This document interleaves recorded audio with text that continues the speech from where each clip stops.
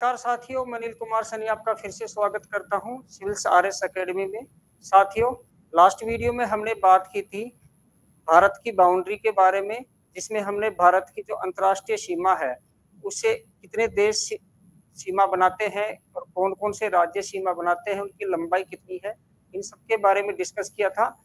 आज के लेक्चर में हम डिस्कस करेंगे कुछ ऐसी चीजों के बारे में जो आपने अक्सर सुनी होंगी।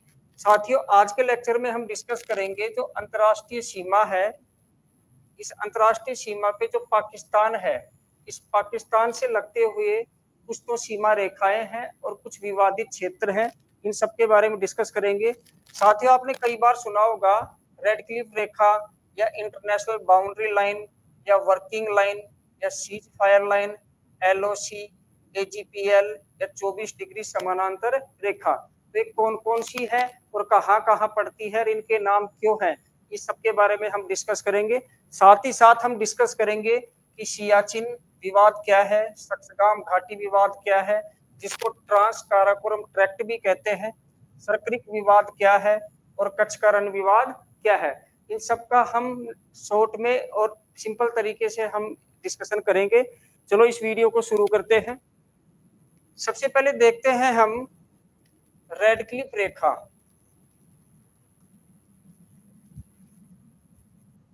रेड क्लिफ रेखा, अब ये जो रेड क्लिफ रेखा है, इसका जो निर्धारण करता है वो है sir Cyril Radcliffe. Sir Cyril Radcliffe. अब ये साथियों, सर सिरिल रेडक्लिफ कौन थे? ये थे एक ब्रिटिश वकील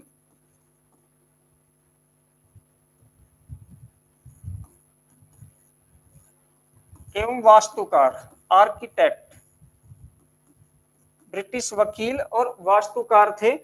इनको भारत में सीमा आयोग का अध्यक्ष बनाया गया। सीमा आयोग का अध्यक्ष बनाया गया। ठीक है। अब ये भारत में सीमा आयोग क्या है, इसका अध्यक्ष कैसे बने, ये सब के बारे में आगे डिस्कस करते हैं। सबसे पहले आप देखिए कि रेड क्लिफ रेखा का जो निर्धारण है वो निर्धारण कब हुआ। तो साथियों, तो सर सिरिल रेडक्लिफ है, ये 8 जुलाई 1947 को भारत आए। इनको 5 सप्ताह का समय दिया गया कि 5 सप्ताह में आप भारत और पाकिस्तान की सीमा का निर्धारण कीजिए, और वो भी नक्शे पे। अब यहाँ इनके सामने कई चुनौतियां थी। इसके लिए इन्होंने क्या किया, जवाहरलाल नेहरू, मोहम्मद अली जिन्ना, पेटन, इन तीनों से इन्होंने डिस्कस किया।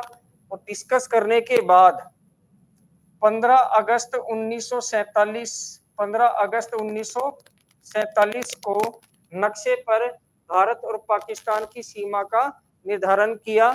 और 17 अगस्त 1947 को इस सीमा रेखा का प्रकाशन किया गया, यानी इसको पब्लिश किया गया। इसके बाद पता चला कि कौन सा भारत है, कौन सा पाकिस्तान है। साथियों, सर सिरिल रेडक्लिफ को मुख्य रूप से 2 क्षेत्रों का सीमा निर्धारण करना था। उसमें से एक तो है पंजाब, एक तो है पंजाब की सीमा और एक है बंगाल की सीमा। अब ये पंजाब की सीमा और बंगाल की सीमा कैसे है? अब यहाँ पंजाब की सीमा का निर्धारण करने के लिए एक पंजाब की सीमा का आयोग बना और बंगाल की सीमा का निर्धारण करने के लिए बंगाल की सीमा का आयोग बना।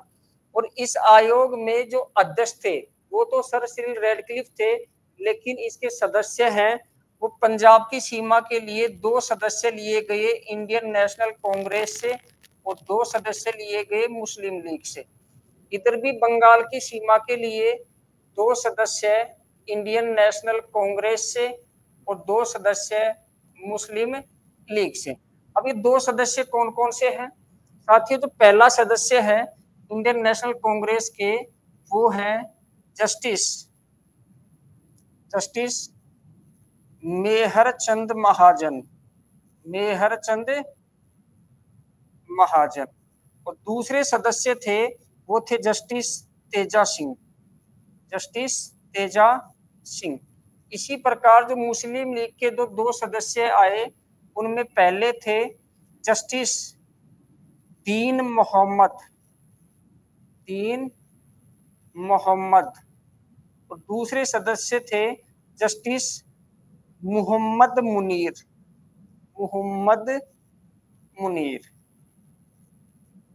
इसी प्रकार से जो बंगाल की सीमा है, इस बंगाल की सीमा के लिए भी वही 2 सदस्य कांग्रेस के और 2 सदस्य मुस्लिम लीग के। अब एक कांग्रेस के से साथियों पहले थे जस्टिस सीसी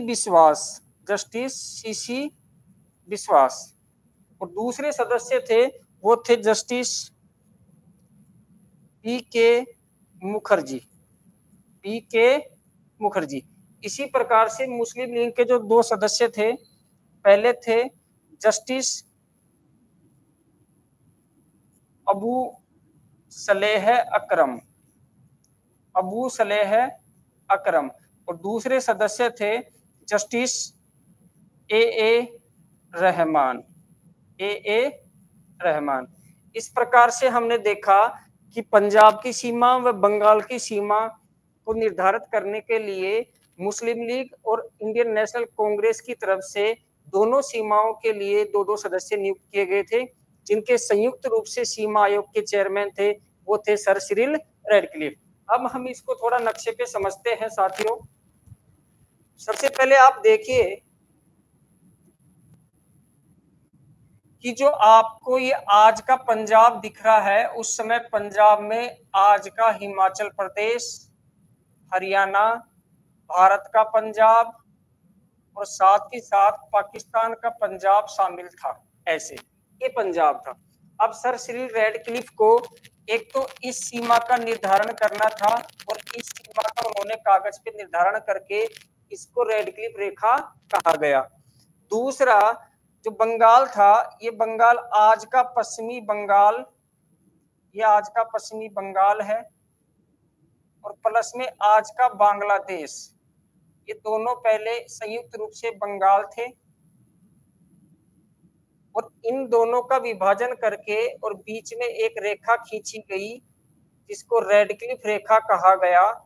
इसके पश्चिम में तो पश्चिमी बंगाल और पूर्व में पूर्वी पाकिस्तान, ये दोनों निर्धारित किए गए। इस तरह से हमने देखा कि रेडक्लिफ रेखा है वो सिर्फ पाकिस्तान की नहीं है। वर्तमान में जब 1971 में बांग्लादेश आजाद हुआ, यानी कि जो पूर्वी पाकिस्तान था वो 1971 में बांग्लादेश बन गया। उसके बाद ये रेडक्लिफ रेखा भारत और बांग्लादेश के बीच में भी आ गई। ठीक है, अब आगे देखते हैं हम थोड़ा सा कि रेडक्लिफ रेखा हम समझ गए। अब हम देखते हैं इंटरनेशनल बाउंड्री, साथ ही साथ हम working line, ceasefire line, LOC और एजीपीएल, इनके बारे में डिस्कस करते हैं। सबसे पहले साथियों आप ये ध्यान रखो कि ये भारत और पाकिस्तान के बीच की जितनी भी ये बाउंड्री है, कोई भी 2 देशों के बीच की जो बाउंड्री होती है वो इंटरनेशनल बाउंड्री कहलाती है। जब तक उसका कोई पर्टिकुलर नाम ना हो जाए तब तक क्या कहलाएगी? International boundary. यहाँ आप ये ध्यान दो, जहां इसका कोई पर्टिकुलर नाम नहीं है वहां ये इंटरनेशनल बाउंड्री या अंतरराष्ट्रीय सीमा कहलाती है।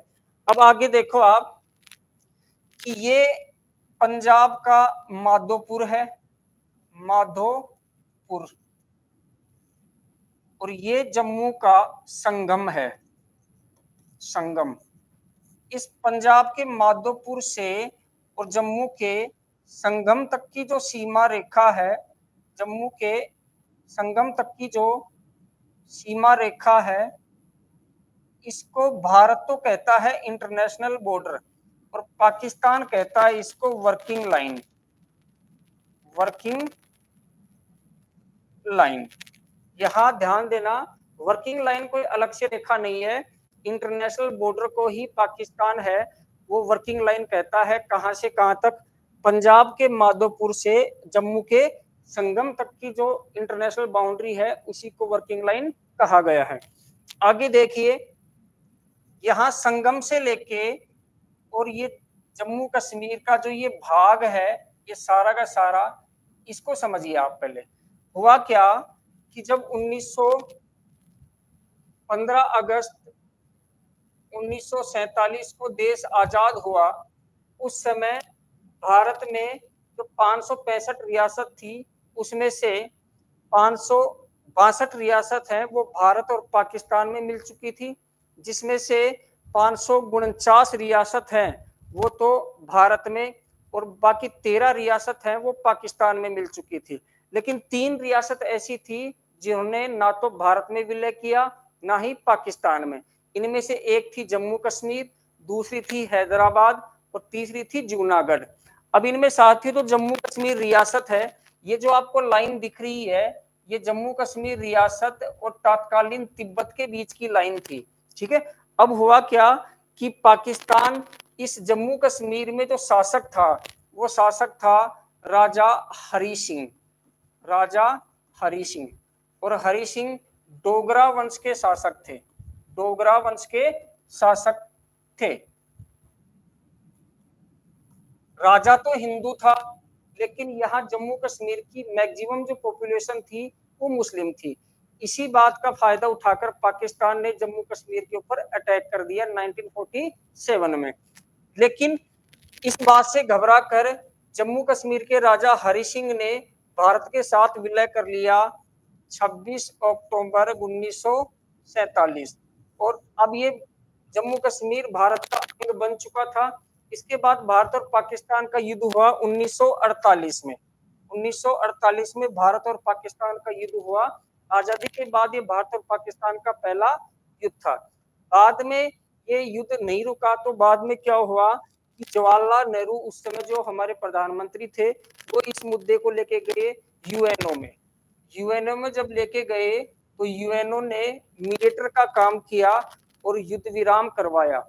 और युद्ध विराम करवाया साथियों, तो इस रेखा को कहा जाने लगा सीज फायर लाइन। अब हुआ क्या, 1949 में एक कराची समझौता हुआ भारत और पाकिस्तान के बीच। कराची समझौता, इस समझौते के तहत ही इस रेखा को सीज फायर लाइन कहा गया।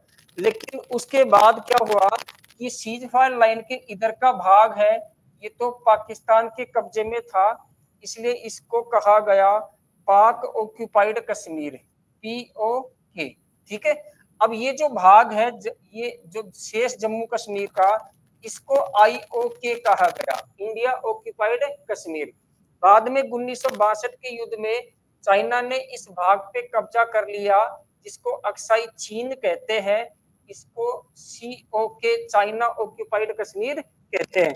इस प्रकार से वर्तमान में कश्मीर के 3 भाग हैं जो 3 देशों के कब्जे में है। लेकिन कश्मीर का विलय जो भारत में हुआ, इस प्रकार से कश्मीर भारत का अंग है, लेकिन कुछ क्षेत्र पे पाकिस्तान ने कब्जा कर रखा है और कुछ पे चाइना ने। ठीक है, इतना आप समझ गए होंगे। अब क्या हुआ, जब 1971 में भारत और पाकिस्तान का युद्ध हुआ, 1971 में भारत और पाकिस्तान का युद्ध हुआ, इस युद्ध के बाद जब 1972 में शिमला समझौता हुआ, शिमला समझौता, ये शिमला समझौता एक युद्ध विराम समझौता था जो भारत और पाकिस्तान के बीच हुआ। इस शिमला समझौते के तहत ये तय किया गया कि जो ये सीज फायर लाइन है यही LOC है। यही क्या है? LOC है, यानी कि लाइन ऑफ कंट्रोल है, लाइन ऑफ कंट्रोल। अब साथियों बात ये आती कि सीज फायर लाइन या जो LOC है, नियंत्रण रेखा है, ये कहां से कहां तक है? तो साथियों नियंत्रण रेखा जम्मू के संगम से लेकर और यहाँ सियाचिन के दक्षिण में एक पर्वत है जिसका नाम है NJ 9842, इस पर्वत तक है, यहीं तक सीज फायर लाइन है और इसी को LOC कहा जाता है। अब बात करते हैं हम AGPL, actual ground position line. ये AGPL क्या है साथियों, वो समझो। इसी के साथ साथ आप जो सियाचिन विवाद है उसको भी समझ जाएंगे। एक्चुअल में ये वाला जो भाग है ये सियाचिन ग्लेशियर है। ये जो भाग है ये है सियाचिन ग्लेशियर। ये साथियों उत्तरी ध्रुव और दक्षिण ध्रुव के बाद सबसे बड़ा आइसबर्ग है, सबसे बड़ा ग्लेशियर है। इस पे ना तो भारत का कब्जा था ना पाकिस्तान का कब्जा था, लेकिन हुआ क्या कि 1984 में पाकिस्तान ने यहाँ घुसपैठ कर दी, और घुसपैठ करने के बाद भारतीय सेना ने इस घुसपैठ को रोकने के लिए ऑपरेशन मेघदूत चलाया। ऑपरेशन मेघदूत चलाया। इस ऑपरेशन मेघदूत के बाद भारत ने पाकिस्तान की सेना को यहां से खदेड़ दिया और संपूर्ण सियाचिन के ऊपर कब्जा कर लिया। इस युद्ध के बाद से ही सियाचिन को दुनिया का सबसे ऊंचा युद्ध क्षेत्र या रणभूमि कहते हैं, यानी कि the highest battlefield of the world. इसके बाद क्या हुआ, 1987 में ऑपरेशन राजीव चलाया गया। ऑपरेशन राजीव, ये भी ध्यान रखना आप, ये भी किससे संबंधित है, सियाचिन से संबंधित है। अब क्या है, इधर सियाचिन और इधर पीओके। अब क्या किया गया, सियाचिन और पीओके की जो सीमा है इसको निर्धारित करने के लिए NJ 9842 से लेकर और यहाँ सियाचिन का जो सबसे उत्तरी बिंदु है इसको कहते हैं इंदिरा कोल। इंदिरा कोल वर्तमान में ये भारत का भी सबसे उत्तरी बिंदु है, जो 37 डिग्री 6 मिनट उत्तरी अक्षांश पे स्थित है। यहां तक की जो ये लाइन है इसी को AGPL actual ground position line कहते हैं। अब इसी के साथ साथियों आप समझो कि जो ये वाला है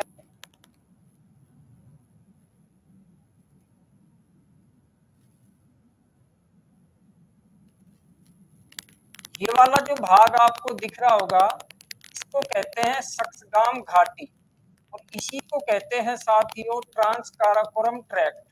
ट्रांस काराकोरम ट्रैक्ट, ये तो काराकोरम श्रेणी है हिमालय की घाटी, और इसी को ट्रांस काराकोरम ट्रैक्ट कहते हैं। ये क्या हुआ, इसके ऊपर पहले पाकिस्तान का कब्जा था। क्या था, पाकिस्तान का कब्जा। लेकिन बाद में जब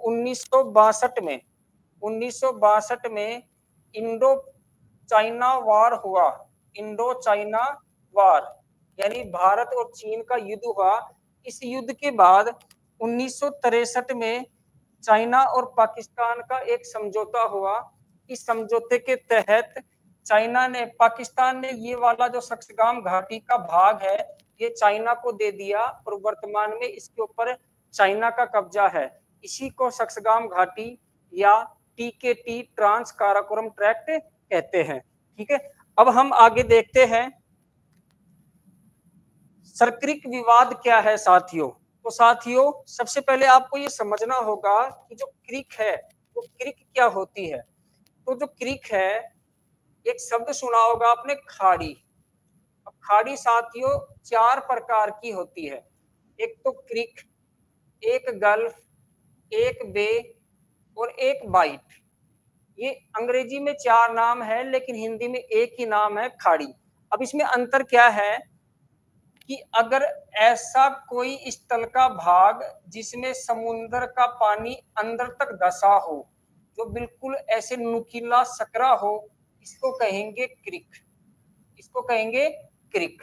ठीक है, अभी आप देखो ऐसे यहाँ सैकड़ों क्रिक है, जैसे कोरी क्रिक है या खजहर क्रिक है, ये सर क्रिक है। ठीक है, अब दूसरा समझो गल्फ, ऐसा समुद्र का भाग जो स्थल में अंदर तक धसा हो लेकिन जिसका मुंह तो सकरा हो और अंदर से चौड़ा हो, इसको कहेंगे गल्फ। गल्फ। अब गल्फ को हिंदी में खाड़ी कहते हैं, और दुनिया की सबसे बड़ी जो गल्फ है वो है गल्फ ऑफ मैक्सिको। अब तीसरा है बे, ऐसा समुद्र का भाग जो स्थल में अंदर तक धसा हो, जो अंदर से सकरा हो लेकिन उसका जो ये मुंह है ये चौड़ा हो, उसको कहेंगे बे। और दुनिया की सबसे बड़ी बे है, the largest bay of the world is bay of Bengal. जो बंगाल की खाड़ी है ये दुनिया की सबसे बड़ी बे है। नेक्स्ट है साथियों बाइट। आपने कभी ऑस्ट्रेलिया का मैप देखा होगा, और ऑस्ट्रेलिया के मैप में आप नीचे देखोगे, इसको कहते हैं द ग्रेट ऑस्ट्रेलियन बाइट, यानी कि जो सबसे चौड़ी खाड़ी होती है उसको कहते हैं बाइट। तो यहां आप क्रिक समझ गए होंगे। अब साथ ही आपको दो लाइन दिख रही होंगी, एक तो रेड लाइन और एक ग्रीन लाइन। भारत ये मानता है कि जो ये रेड लाइन है ये भारत और पाकिस्तान की सीमा है। किसके बीच में? पाकिस्तान के सिंध प्रांत, पाकिस्तान के सिंध प्रांत और भारत के गुजरात प्रांत के कच्छ के बीच में एक सीमा रेखा है, वो है ये रेड वाली। अब यहाँ जो भारत है वो थालवेग सिद्धांत की बात करता है, थालवेग सिद्धांत। अब ये थालवेग सिद्धांत क्या है ये समझो आप।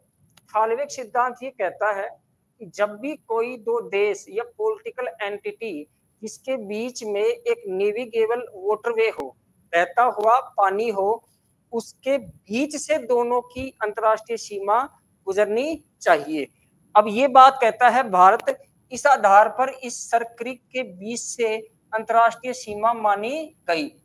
लेकिन जो पाकिस्तान है वो करता है, ये ग्रीन वाली जो लाइन दिख रही है आपको, इसको क्लेम करता है कि हमारी जो अंतरराष्ट्रीय सीमा है वो ये ग्रीन वाली लाइन है।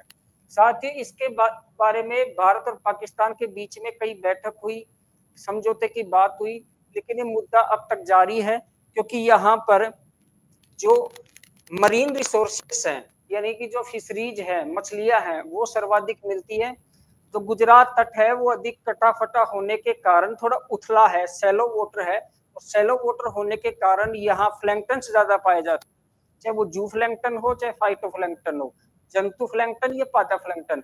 इसी कारण यहाँ मछलियां ज्यादा पाई जाती हैं, और मछलियों के कारण ही जो ये मछुआरे हैं वो यहाँ कई बार इस लाइन को क्रॉस करके इधर चले जाते हैं, कई बार इधर चले जाते हैं। पाकिस्तान वाले भारत की सीमा में आ जाते हैं और भारत वाले पाकिस्तान की सीमा में चले जाते हैं। तो साथियों आप समझ गए होंगे कि सर्किक विवाद क्या है। अब नेक्स्ट हम डिस्कस करते हैं कि कच्छ का रण विवाद क्या है।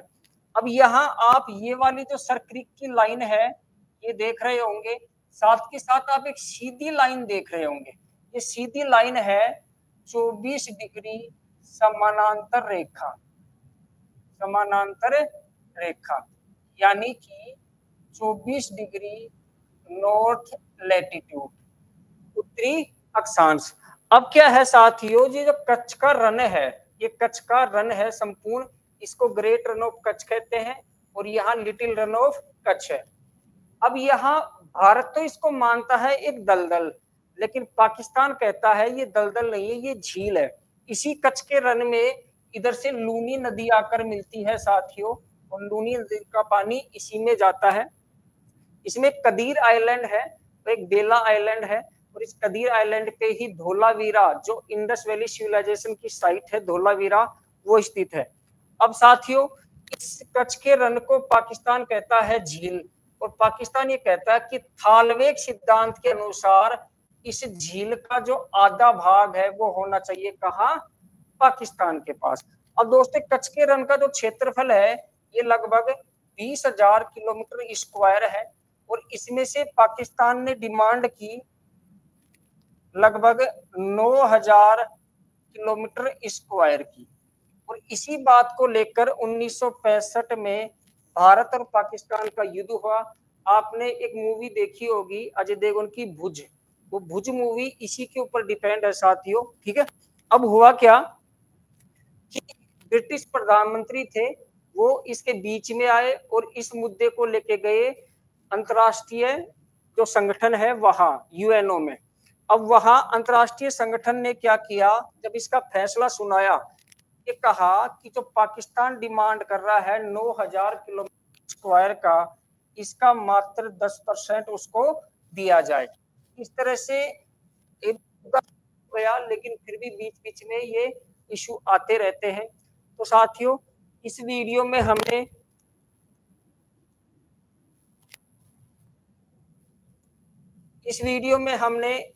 रेड क्लिफ रेखा देखी, international boundary line, working line, ceasefire line, LOC, AGPL, 24 degree समानांतर रेखा। हमने सियाचिन विवाद समझा, सक्सगाम घाटी, सरक्रिक विवाद और कच्छ का रण। जितने भी ये टर्मिनोलॉजी है, जितने भी शब्द हैं, इन सभी का मैंने आपको डिटेल में डिस्कस करवाया। ठीक है, अब मिलते हैं हम नेक्स्ट वीडियो में। अगर आपको वीडियो पसंद आया हो इसको लाइक कीजिए, सब्सक्राइब कीजिए। Thank you.